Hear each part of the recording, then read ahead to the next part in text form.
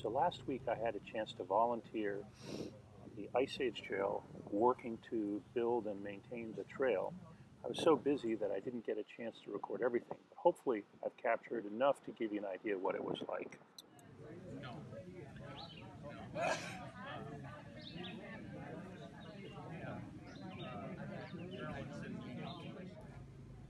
So here's the camper setup.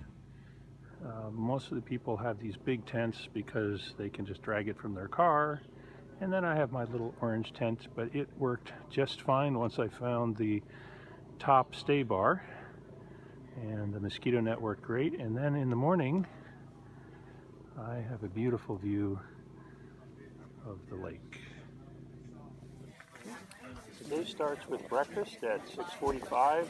Thelma is in charge, and she's 82, and she did a fantastic job with her team, keeping us fed, and 3 meals. Got sent lunch out with the team. Everybody grabbed some coffee, and then we did some calisthenics, and then the team leaders organized us for the day's work. Gus Johnson. This is the one that Tim's going to be out there with you guys.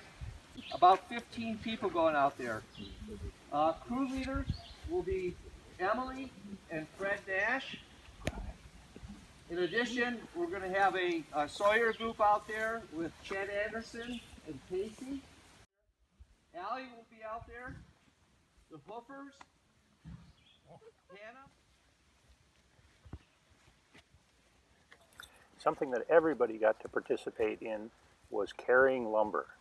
And every stick and every board had to be carried to the job site, whether it was the bridge or the puncheon. One part. And there was lots of mud.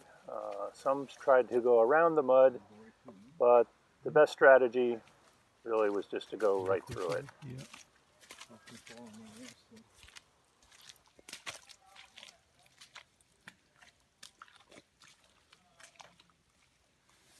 So, my turn.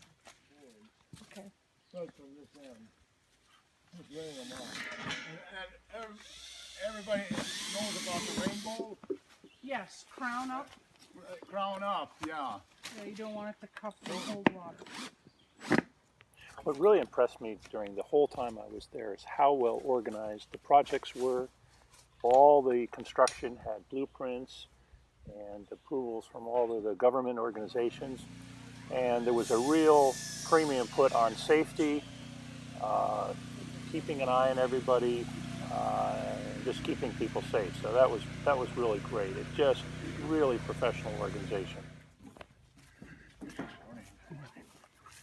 And this is the next project called the puncheon. It's actually set on boards, flat on the ground.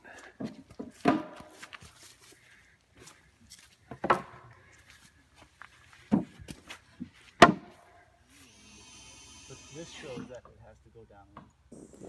During the session that I attended, there was a range of people, about 40 in total, men and women, and age range from 18. Actually, one guy had his birthday, and the oldest one, the guy in the cap there to the left, 90 years old. He and his son came out to work on the Ice Age Trail.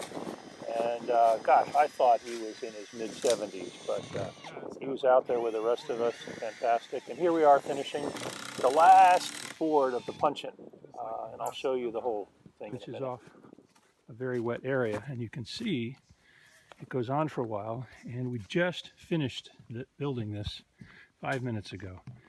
Part of the team that built it is enjoying it, and I'm just going to walk along. It was very muddy up to.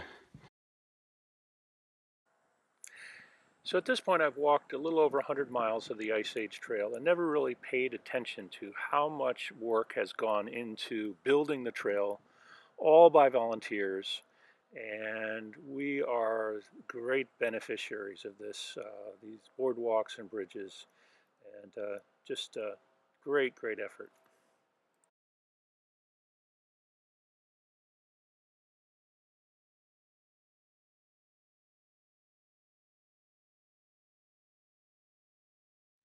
And this was just finished up yesterday. This is a brand new entrance. This used to be a hard place to find, but now beautiful. So here's the bridge that we were working on, and you can see the old bridge, just some slats of wood underneath. This is about 3/4 finished. Now you can see all the decking and the railing is on. And by the way, if you're interested in volunteering, go to Ice Age Trail Alliance, iceagetrail.org. And each county in Wisconsin that through which the Ice Age Trail passes has a local volunteer group. So sometimes if you want to travel long distance, you can, or if you just want to help out in your local area, even for a day, that's possible. So this is one of the first projects that I worked on at the Rush Preserve.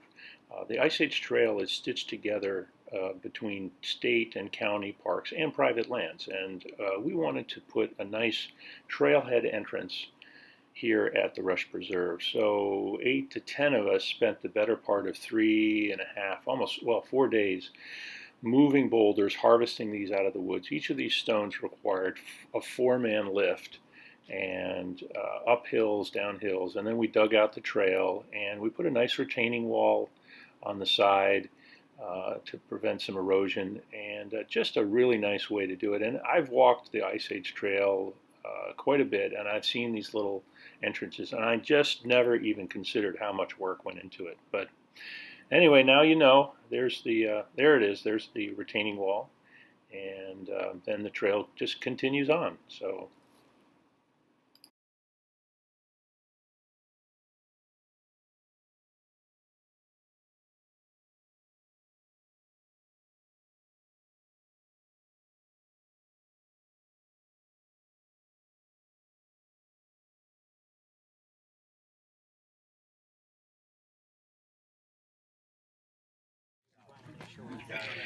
So on the last day, our mission was to open a section of the trail that's been closed for 3 years. And it's been closed because some industrious beavers dammed up Little Gus Johnson Creek. I'll show you that in a minute. But what we did, there's the sign, and we just hiked into the woods about half a mile or so, carrying our equipment. And then as you'll see, manual labor, we dug the new trail. Sort of funny, this is the little rock step that was built earlier in the week to get across Johnson Creek. This is the creek that fills that beaver pond.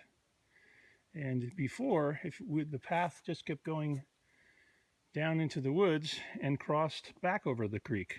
More or less the same kind of thing, but with the beavers, that's not possible. So here's another view of the Ice Age Trail. Right at my feet is a little creek, Gus Johnson Creek. And if you look closely, in the middle of the water over there, there's a yellow blaze. And so this should give you a pretty good idea of what we faced. This part of the trail is on a slope, not too steep a slope, but in some parts it's 60 degrees. And picks and axe, we just dug through the undergrowth to find solid dirt, and as you'll see in a few moments, it came out just wonderful. We did take a break for lunch out in the woods, very nice, and just a nice hard working day, very rewarding. So here's the final section that we built. This is the new trail around the Beaver Dam at Gus Johnson Creek. Apologize for the video. I don't have an auto-stabilizing iPhone. I'm going to get one. But in the meantime, you can see there's a nice trail.